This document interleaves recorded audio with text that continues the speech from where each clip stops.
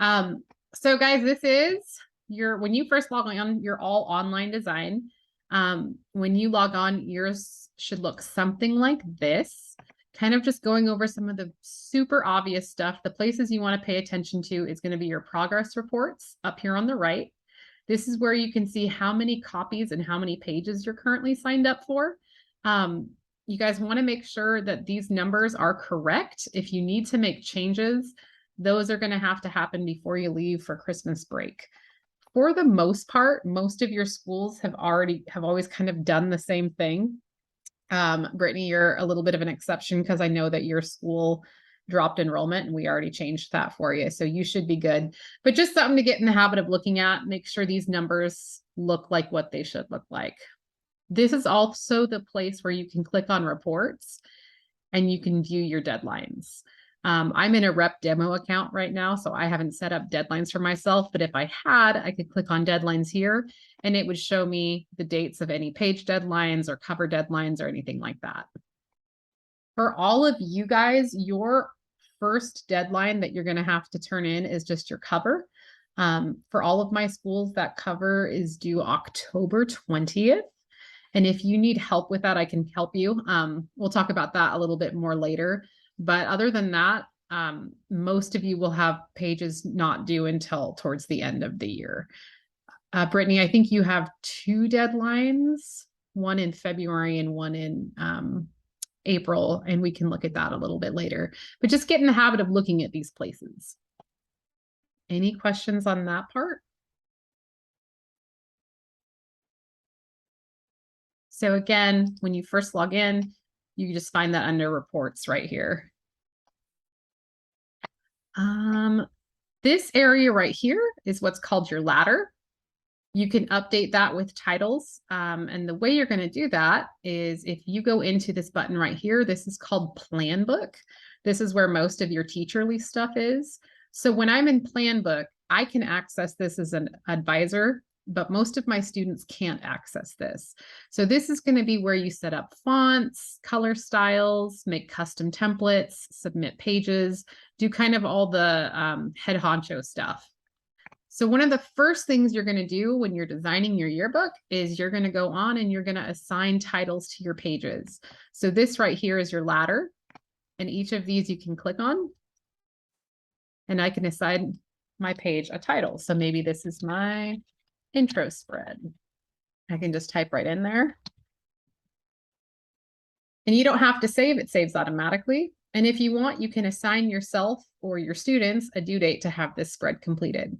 So if I click on the little calendar, I can give myself a due date. Well, maybe I want this done by the 14th. You can also assign a staff member to work on it.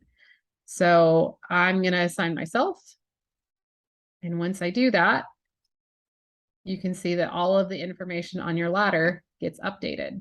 So here's intro spread. We're making it due October 14th. And I've assigned that person to the workshop. A faster way to do this, like if you know pages 4 through 11 is going to be 7th grade, you can go to assign on the right, click on titles, and you can say, I want page 4 to 11 to be 8th grade mugs. And I can apply that. And now all of those update to 8th grade mugs. You can also do that with your staff. So if I know that I want these pages to be done by this person, I can assign that quickly. Most of you teach middle school, and I would really, really recommend you only assign 1 student per spread, especially with middle school. If you let them work on it together, sometimes things get deleted or moved and it can cause fights. So I just always try to keep it to 1 kid per spread.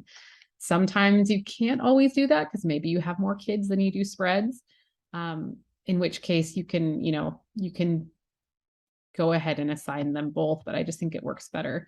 Andrew's asking, last year's staff is listed. How do I update this? I will show you how to do that in just a second.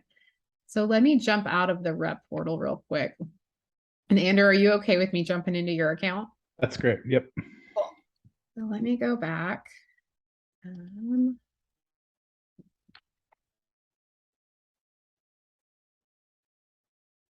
Andrew's at Washington Middle School, so I'm going to go into your account. And that's a great question because probably that's going to be the case for most of you guys. You'll have last year's staff. So I'm logged in as Andrew right now. This is what you'll see when you're in your account. I'm going to go to set up and edit staff. And are these all of the old users? I gotta make my screen bigger so I can. Oh, no worries. It. Yeah, that's all last year. So I'm going to go down here where it says delete multiple users. And if I click on that, it'll give me the option of selecting all. And then I can deselect the people I want to leave in. So I probably want to leave myself in. Do you want me to go ahead and just do this for you? Actually, the very last kid on there, if you scroll down, Zarati, he can stay. Oh, is that Mark's son? No, everyone thinks that though. That's funny. Does Mark have a username on here? I don't think so. Okay. So I'm going to delete everyone except for you and Zarati. Okay. Yes, I want to delete. And there you go. So since we're here, I'll just show you guys also. Oh, letting someone else in. I'll show you also how to add staff at this point. So again, hi, Stacy. So we are under Yearbook 360. We're in the plan book and we're under staff and permissions. So from this spot, I can actually create new users. And I'm going to go to create new user right here. And I'm just going to add myself in. So it's pretty self-explanatory. I'm going to add myself, Christina, Rel. I'm going to make my user ID Christina.Burrell1. And I'm going to make my password yearbook 2023 exclamation point with a capital Y. One thing to note when you are giving kids usernames, you need to have at least 11 characters, a symbol, and an uppercase letter. At least that's the way it was last year.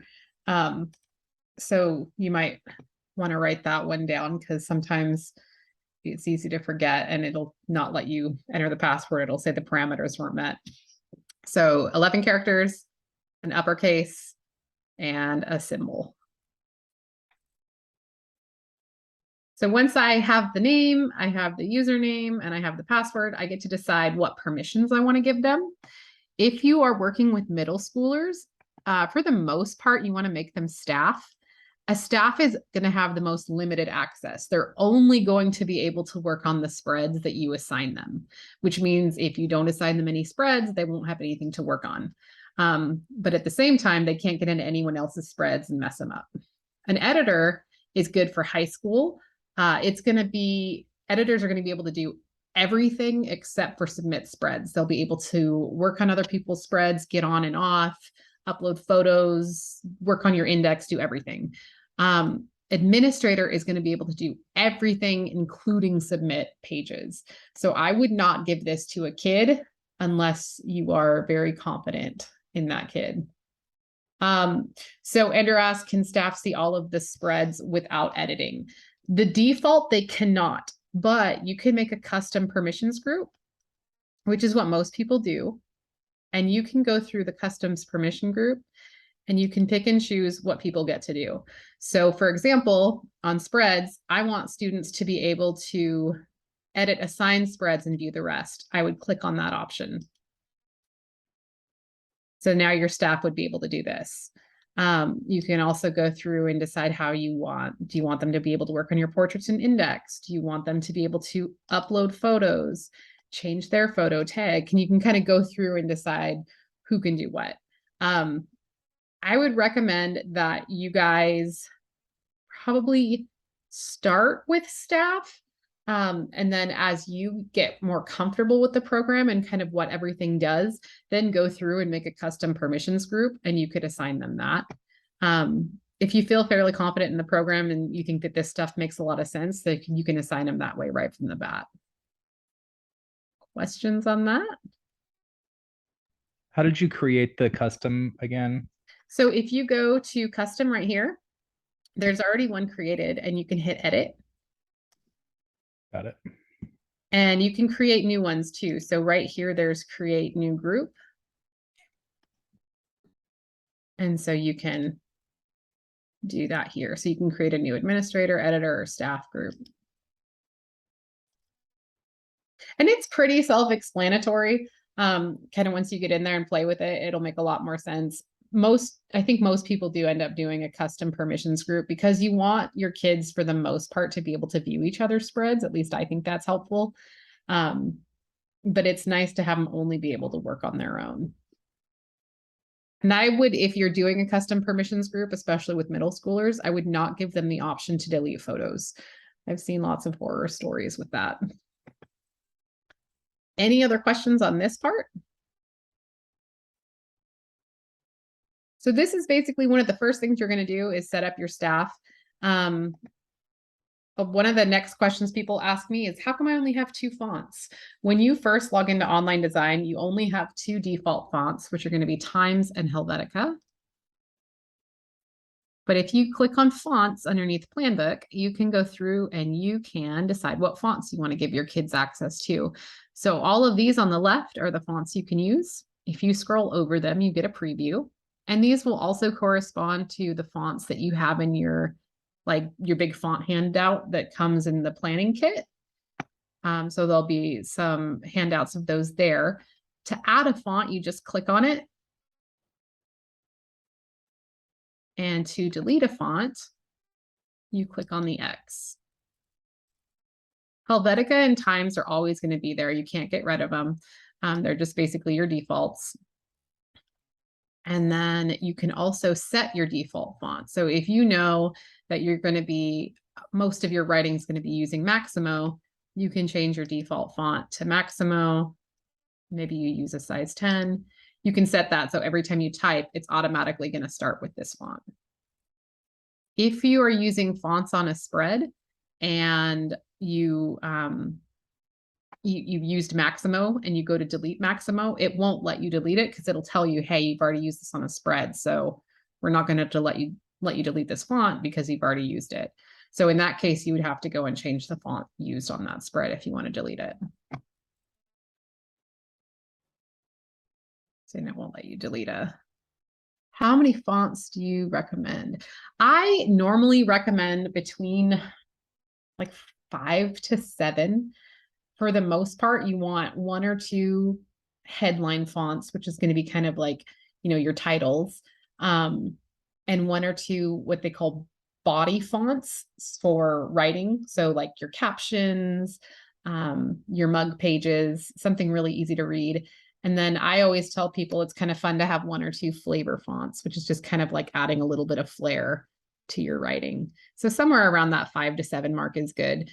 You can definitely have more than that. But after 7, it can get a little yucky looking. So I would say just, kind of be mindful of what you're doing. It can be really fun too when you're working on a yearbook to do what's called font pairing, where you use contrasting fonts. So maybe like you have a fat font paired with a little skinny font, or you use a small font with a big font, but just to kind of add some variety. That can look cool. So don't feel like you have to limit yourself to 7, but that's just kind of like the golden design number that people tell you about. So adding fonts is pretty easy. Another thing you can do if you want to is called color styles. And you always have access to all of the colors. But if you have like a specific shade of a school color that you want to use and you want it to be consistent, you can set up a color palette. So under Planbook, under color styles, you can create a new color palette by clicking on new and then giving your palette a name. And you can kind of just go through and make yourself a palette. So maybe I have a very specific red that I use and a very specific blue that I use. These are my school colors. I'm going to create this palette. Now, a palette won't do you any good if it just sits here and you don't use it. You have to assign it to your pages. So if I know I want my whole book to have this color palette, I would enter my whole book. I would say I want pages 1 to 64 to have this school color palette. Once I do this, this little preview will change to that color palette. Now that doesn't mean I'm limited to only using these colors, but what will happen is when I'm a student working on a page and I go to make something a color, this nice little palette pops up for me. So I know these are the colors that I want to use. Now, if I don't want to use these colors, I can go to show more colors. And now I have all of the colors again. Where the color palette will come in handy is in your kit, you guys should have a poster or a fold out or something like that that'll say formula colors. I believe it's a poster this year. And you want to look at that because that poster will show you exactly how that color prints. Every time you're looking at a color on a monitor, it can vary depending on the monitor you're using and the brightness you have it set to. So you want to really look at the color previews in that poster that we send out so you can see how it really looks printed. Each color will also have a corresponding code. And you can see that here too, this F value.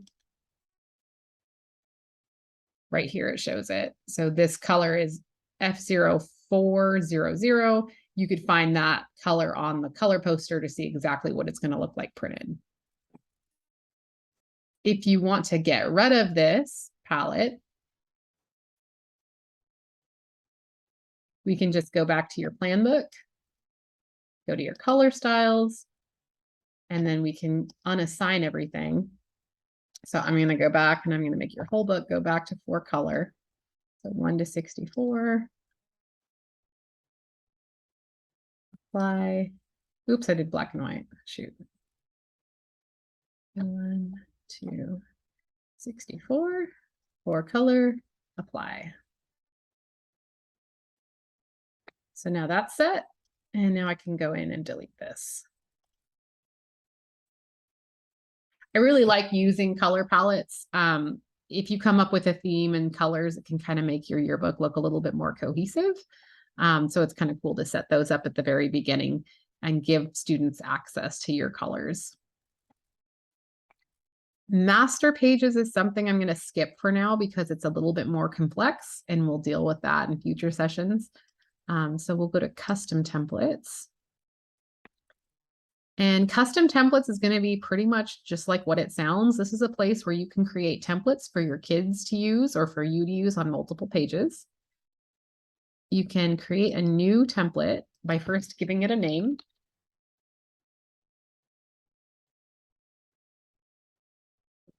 Saving it, and then editing.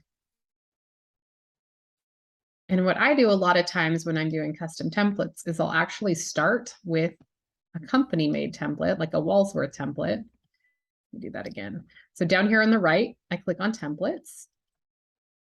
And then anytime you see this little drop down, it means there's more choices. So I'm going to click that little drop down.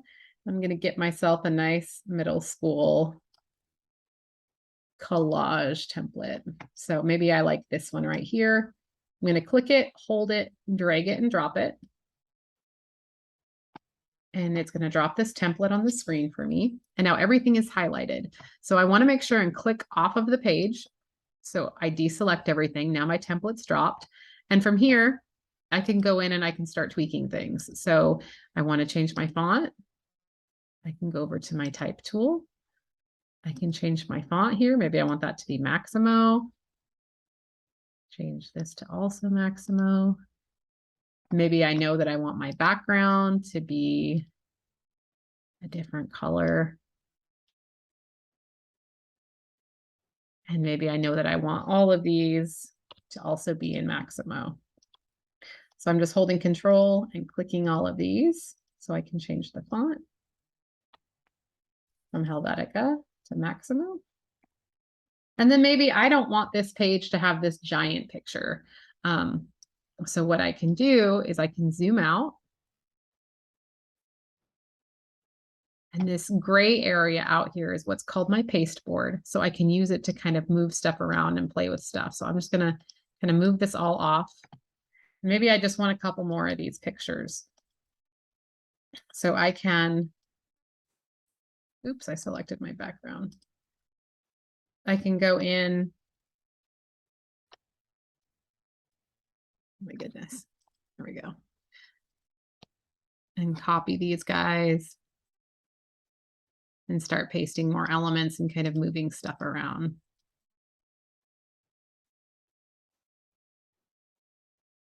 And remaking my template.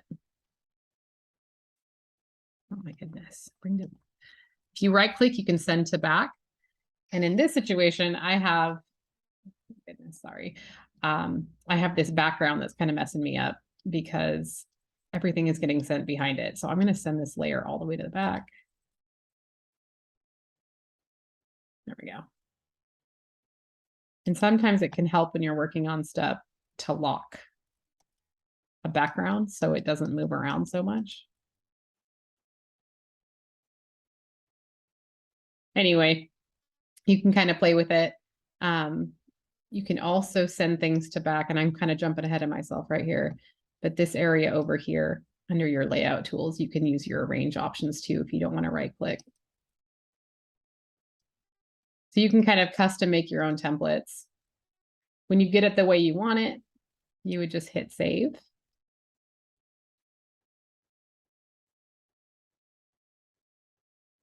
Close out. And then here's your custom template. Then the kids will have access to that once you save it. And what that will look like for them is when they go to templates, all of your custom templates will show up in this window automatically, and they can just drag and drop those. And then from there, they can edit all the little pieces too. So maybe they don't want this notebook paper, they can delete it. And they can kind of start playing with stuff too. When you're dealing with stuff like this, sometimes it's easiest to group it. So if I know I'm going to want a bunch of little pictures, just kind of group that element. So making custom templates can be a lifesaver, especially in middle school when you will find that your kiddos don't always have the best eye for design. It can help them to just kind of not have to start from scratch. So when they get to where they want it, they can hit save and close and keep on working. Another way you can make custom templates is if you're a kiddo and you're working in your page and you design something and you just think it's super great. I'm just going to make a quick shape right here. All right, well, here's my custom template that I spent a whole period making. I'm going to save this as a custom template. I can give it a name.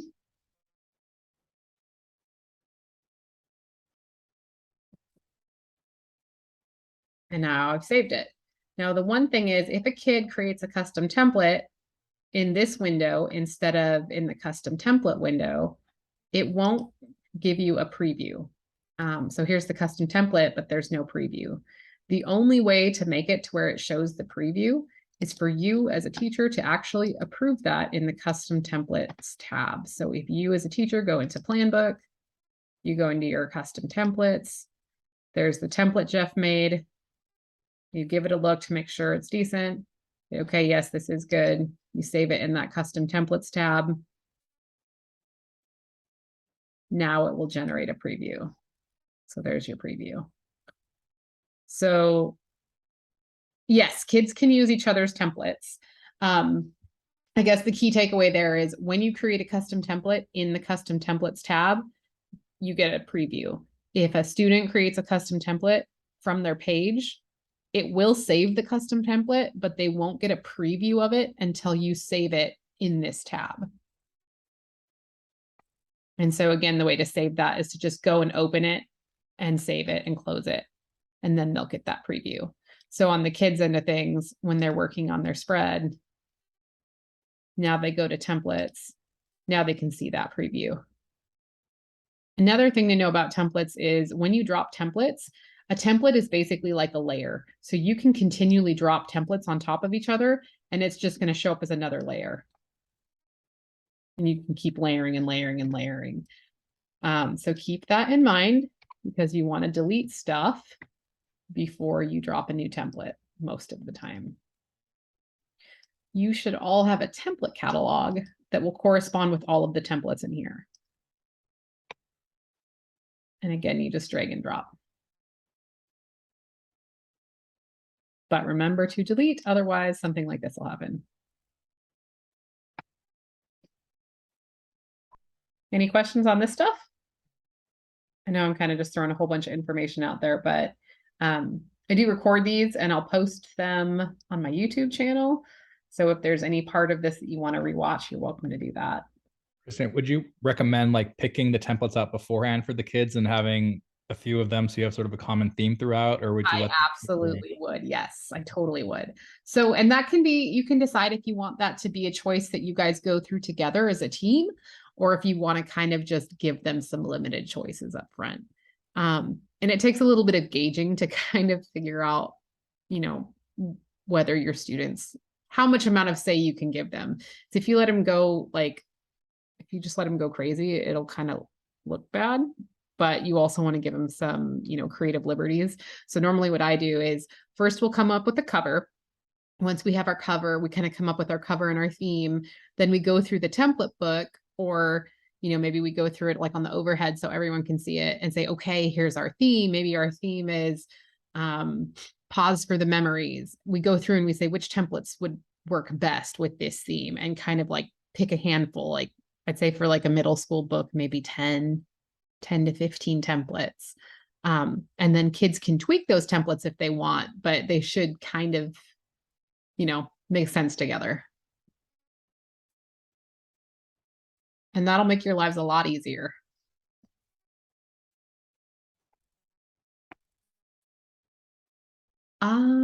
One other thing that I was talking to someone else about today is if you want kids to be able to kind of practice, you can create like a custom permissions group where you give them access to your custom templates. If you do that, you can let them practice on custom templates. It can be kind of a cool space for them just to mess around with design. So one activity that a lot of my high schools do is we'll give them access to access custom templates. And then everyone for like one of their first assignments will go on and they'll create a new custom template with their name. And this is basically like their homework. So everybody has their custom template. They can go in and edit and do assignments and basically kind of use this to show you that they're mastering the skills you're trying to teach them. Pros and cons of this. If you give students the ability to create custom templates, they also have the ability to delete custom templates, which means it would be possible for them to delete each other's homework. So you got to kind of judge your audience and see if they're ready for that kind of responsibility.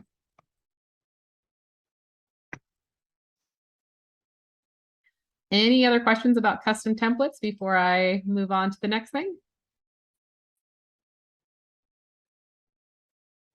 Okay, cool. So the cover and end sheet tab, you guys don't really have to worry about this too much.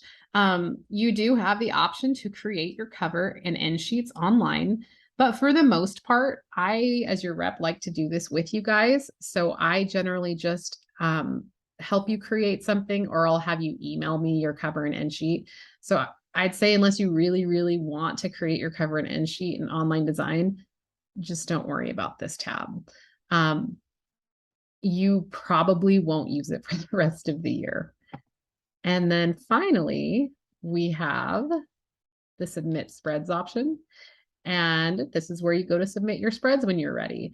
Don't submit any spreads yet, because once you submit spreads, they can go to print fairly quickly.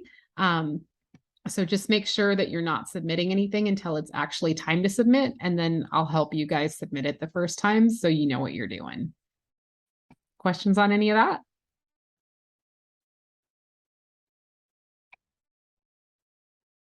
Cool. So for the most part, I mean, the plan book is kind of what I wanted to cover today, kind of all the different things that happen in here. Just remember for the most part, this is kind of where you're going to be organizing your ladder. If you click on it, you can assign titles. You can change your color palettes if you've made them, assign due dates, and assign your staff. It'll save automatically. And then if you want to mass assign stuff, you can do that here. And then to actually work on your pages, you can double click in this little area here. Edit spread. And this is where you're actually going to start designing. The best way to learn how to use the online design program is just to play with it. It's pretty simple as you start going. I'll give you just a quick 5-minute kind of rundown on how stuff works, but photo tray is where you're going to insert your photos. So once you've uploaded photos, which you can do right here, you can either choose something from your desktop or you can upload from Google Drive. I don't even know if I have anything here. Oh, I guess, oh, here we go. So you can hold Shift to select all of them, or you can hold Control to select the ones you want. Hit open. Make sure that you create an album for these to go in. Bye, Brittany. So once we create an album, you can, if you want, create a topic also. So I'm going to call this baby photos. And then I'm going to upload. As this batch is uploading, if you wanted to, you could start looking for another batch to upload. But we'll just wait for these to go through. So I have a couple pictures to work with.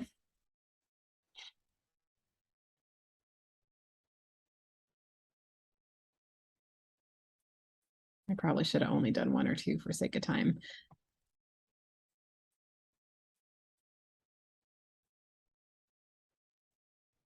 Hey, Christina, it's Stacy. Oh, hey, Stacy.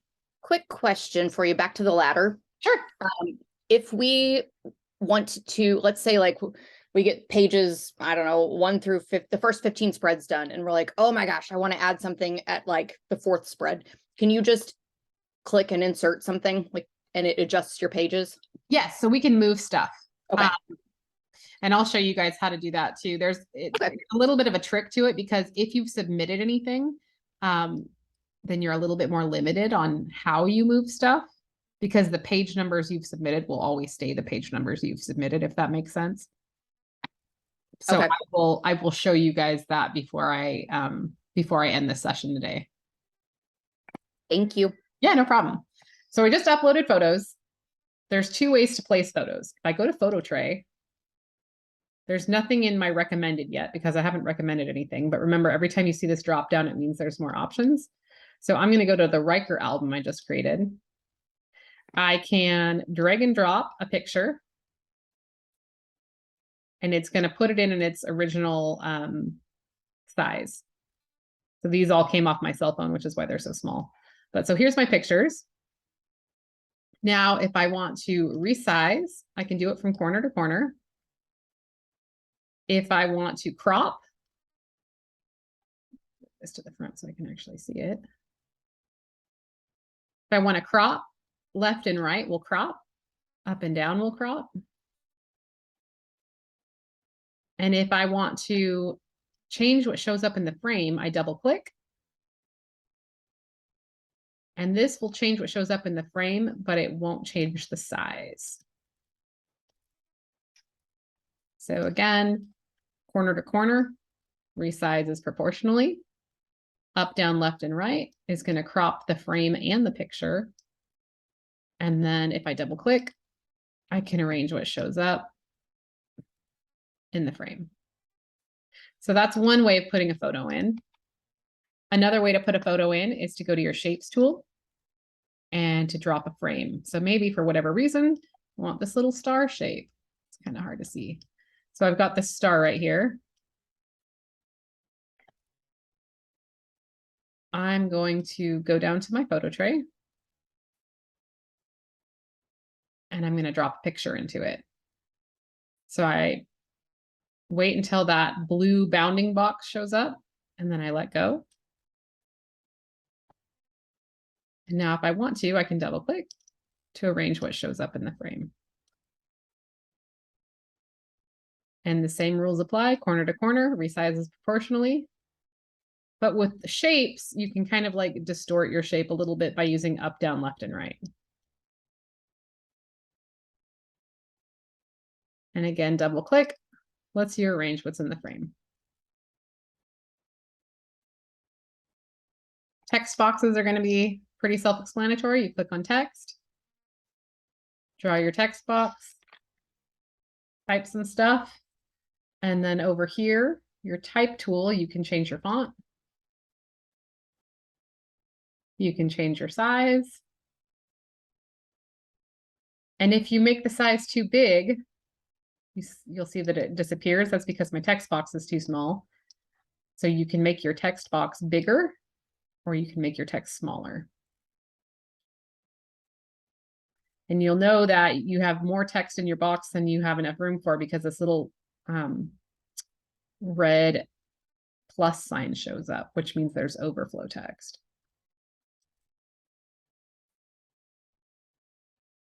So you can write stuff in your text box. And then you can, again, over here, change the boldness, change the font. Over here, you can change the color.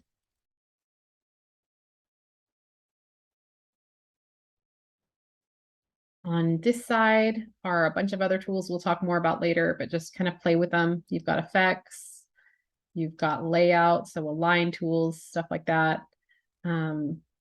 You've got a whole photo editor that you can use. There's all types of stuff. Text and photos will be the main stuff you'll use, and we'll cover the rest later. Questions on this?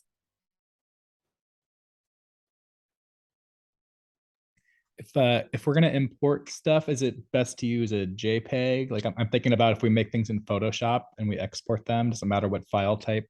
You can use all kinds of different stuff. And if you're going to be uploading a lot of photos, I would recommend you go to the photos tab. We have a whole tab for photos and photo albums. So if you create a new album,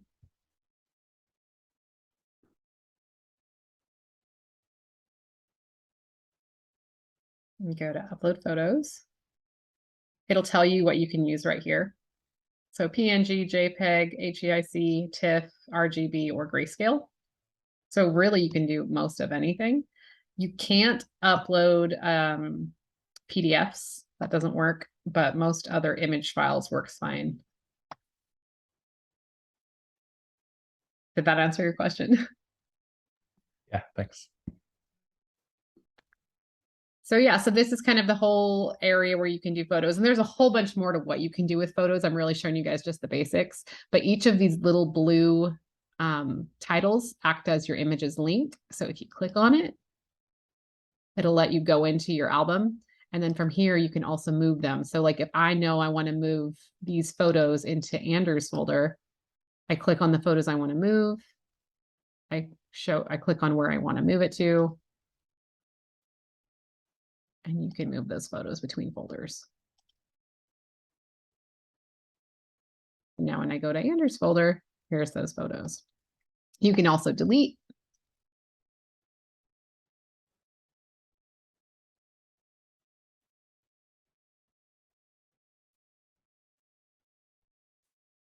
Rename, do all that kind of stuff.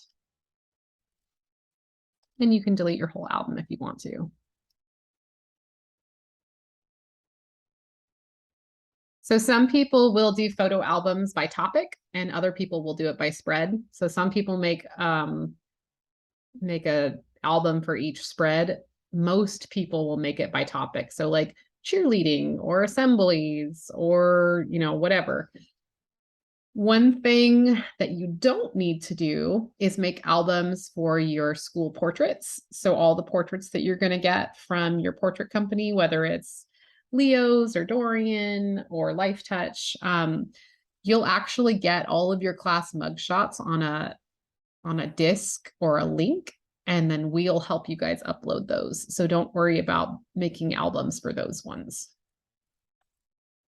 And we will cover that more in probably like a month or so, because most of you won't be getting your portrait discs until at least November. So this is really kind of just the intro stuff I had planned for you guys today. And then I guess I'll open it up to Q&A. So I know, Stacy, you had a question and I forgot what it was already. So if you want to remind me. Adding a spread in when you've already got the ladder set up. Oh yeah. Okay. So in Planbook, if you have a question, 90% of the time, you're going to find the answer in Planbook. So in Planbook, you're going to move spreads. So if I know, like if I did page 2, but I don't actually want page 2 there anymore, I can click on it. I can say, hey, I want to move this to page 15. Wait for a second, it'll move it and it'll confirm, hey, is this where you want it? So that's how you move spreads. But say you've got this whole section done and you're like, oh man, I wish I had another page. I want to like insert another page in 8. What you would have to do is you would have to go down and grab a blank spread and basically move it up here. Does that make sense? Yep, sure does. And so kind of think of it as like, you always have pages. So if you put a page on page 12, everything's going to shift to fill this spot that you moved. So everything will kind of either shift down or move up depending on where you place stuff. And it'll make a lot more sense once you first start doing it. But just know that you can move stuff around, but anytime you take a page and move it, everything's going to kind of shift to fill that empty space. Thank you. That helps a lot. Yeah, no problem. Other questions, guys? I'm going to delete this.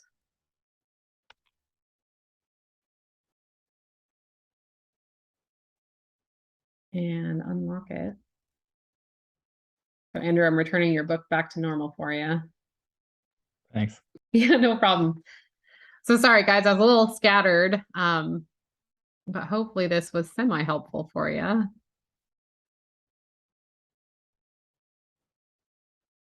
And again, you can go in and you can kind of delete everything back to normal. I think that takes your book back to normal.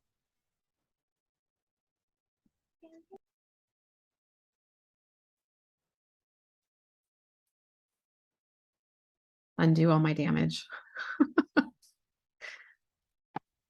Awesome. So my plan for this is that we'll meet like once a week if you want to. If you don't want to, that's fine too. Next week, I'll probably show you guys a little bit more in depth on how to use the design software. So using tools like the Align tool, and maybe getting into a little bit more of like how Yearbook Snap works and a couple other things.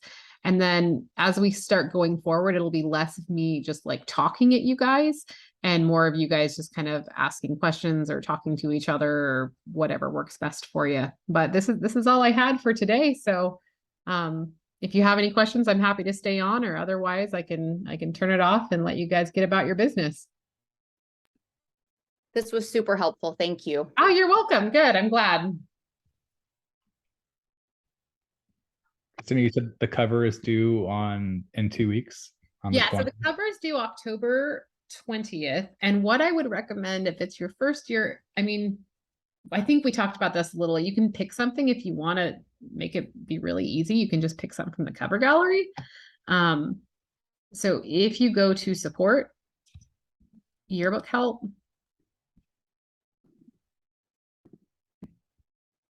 you should be able to find the cover gallery. How did you get there again? Support. Oh, I'll show you.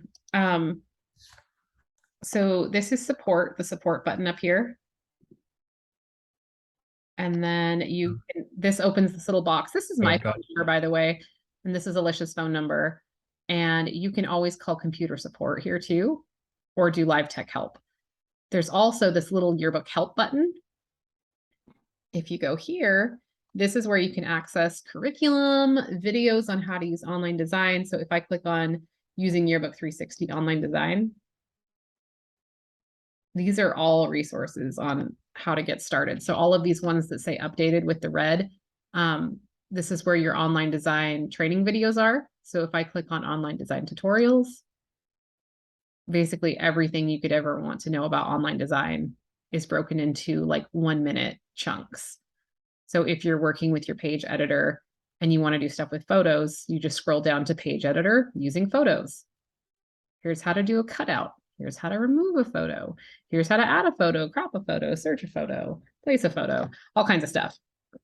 So this is a really cool section, and they're all like Vimeo videos, and they're pretty easy to follow. Photopea is our photo editing software. It's basically like a very not very simple, but a more simplistic version of Photoshop. So if you guys don't have Adobe or Photoshop, but you want to use basically a Photoshop type program that's free, Photopea is pretty cool. And you can actually create logins for kids that aren't even in yearbook if they want to work with a photo editing program, and just let them use it for free. All the stuff that we just talked about, Planbook, is going to be right here. So doing staff and permissions, using your ladder, picking fonts, all that good stuff. We also have a tab for new advisors. So all of this stuff is for advisors on how to find a theme or how to set up deadlines, all of this stuff. There's podcasts, there's everything. Idea File is our yearbook magazine. So if you just feel like kind of leafing through a magazine to read stories about other yearbook advisors, you can do that. There's also curriculum. So if you teach yearbook, this is a good place to go. And this is all free online. If you want to buy the hard copies, which is this up here, I think it's like $60 to buy the hard copy of Yearbook Suite. Otherwise, you can print off everything online. And they're broken up into sections. So here's a whole student workbook on finding your theme. There's one on design, on photography, on how to do an interview. I really like our writing section because most schools don't remember how to write captions. So I think these are pretty good. The photography one, to be honest, is I think a little more advanced. So it might be harder for middle schoolers, but there's good information. It's just pretty technical. There's one on marketing, on editing. There's even one on copyright. So that stuff's pretty good. And then there's stuff on marketing. So if you have a kid that wants to, or if you want to work on marketing your yearbook, there's all kinds of fun editable stuff here. Order forms, all kinds of stuff. But sorry, I got a little bit off topic. The cover, if you go to waldsworthyearbooks.com, and it's right here, cover gallery. You can just kind of scroll through, and if you see any of these covers that you like say you like the survival guide, you can say, hey, I want to do this survival guide, but instead of this like background picture, I actually want to use a picture of Olympia, and I want to change the font to be Maximo, and I want it to say this instead. You can just basically email me this code and tell me your changes, and I'll submit your cover for you. Okay, what if I want my kids to play with that and try to like redesign one of the templates? Not really a template, but one of the. So they could totally do that, but we don't have they can't open it and edit it themselves. So they could basically look at it for an idea. Okay. They can't get the artwork or anything for it. It's just an image. It's just an icon. It's not really a file. Yeah. So like all of our artists would basically have all the pieces in their clip art and whatnot to do that, because they're jobs we've already done. Right. But they won't be able to like email you all the different pieces because it's on our servers. Okay. But you can totally do that if you want your kids to make it. They can just create their cover, send it to us as either a JPEG or a Photoshop. Actually, I would recommend both. Like if you're doing it in Photoshop, I would send us the raw file and the JPEG. And then just make sure you let us know what you want written on the spine. Okay. Sounds good. And if you end up needing a little bit of extra time, I'm not a super stickler on it. So yeah. I'd rather you have what you like. Got it. We'll try it. We're gonna start doing this stuff next week, so we'll see if we can get it done.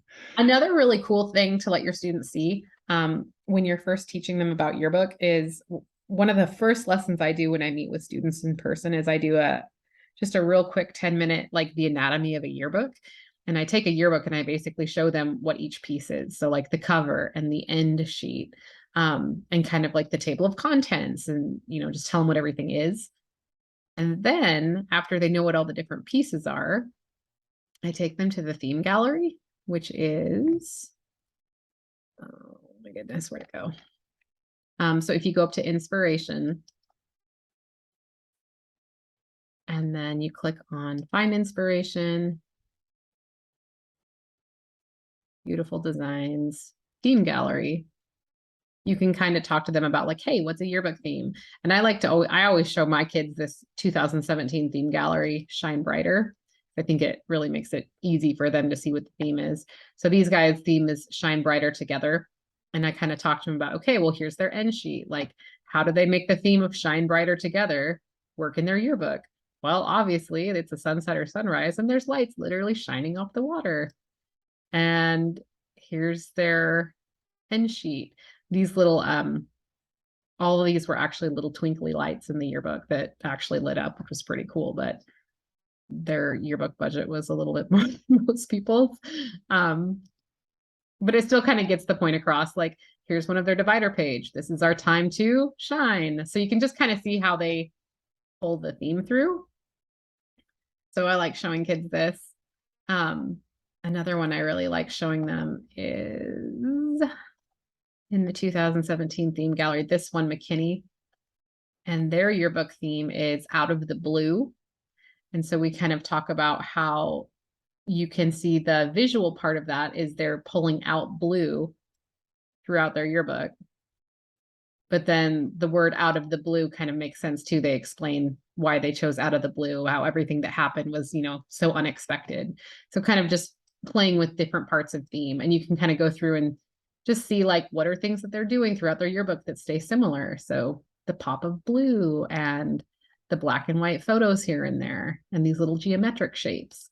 So just kind of finding some graphic elements to tie everything together can make your yearbook look really cool. So I love showing them the theme gallery. That's one of the things I do at the beginning is just spend a lot of time looking at other people's yearbooks. And they should all be able to access this stuff.